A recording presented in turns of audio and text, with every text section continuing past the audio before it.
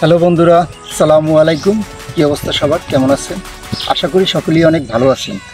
আজকে আমি ভিডিওর যে বিষয় নিয়ে কথা বলবো সেটা হয়তো বা আপনারা ভিডিওর থাম্বনেল দেখে বুঝে গেছেন। আজকে আমি প্রোজিউমারের সোনি 35mm এলএসডি নিয়ে কিছু কথা বলতে চাই। তো চলুন দেরি না করে মূল আলোচনা শুরু করা যাক। আসলে আমি প্রোজিউমারের সোনি 35mm এই লেন্সটি দিয়ে অনেক দিন যাবৎ ম্যাক্রো ফটোগ্রাফি করতেছি। এটা দিয়ে মোটামুটি দূরের সাবজেক্ট এবং কাছের সাবজেক্ট উঠাতে পারবেন।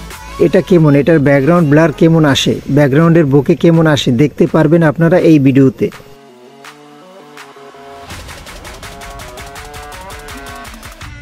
ফোকাস ডিস্টেন্স, এই লেন্সের ফোকাস ডিস্টেন্স কম বেশি করা যায়। সর্বোচ্চ 12 সেন্টিমিটার দূর থেকে ফোকাস করা যায় এবং সর্বনিম্ন 5 সেন্টিমিটার কাছ থেকে ফোকাস করা যায়। এই 5 থেকে 12 সেন্টিমিটার দূরত্বের মাঝেই যে কোনো অবস্থায় ফোকাস করতে পারে। তবে বিশেষ করে বলতে গেলে নতুনদের জন্য এটা একটি বেস্ট লেন্স হবে। বিশেষ মজার ব্যাপার হলো এই লেন্সগুলোতে সোনির গ্লাস ব্যবহার করা হয়েছে। এই লেন্সগুলো আপনারা প্রোজিউমার লেন্স বিটিতে পাবেন। আমি ভিডিও ডিসক্রিপশন বক্সে লিঙ্ক দিয়ে দিব, আপনারা তাদের সাথে যোগাযোগ করে লেন্সগুলো নিতে পারবেন। তাহলে চলুন দেখে নিই এই লেন্সের কিছু ভিডিও এবং পিকচার স্যাম্পল। ব্ল্যাক বর্ডার দূর করার জন্য 1.6x জুম করে নিতে হয়।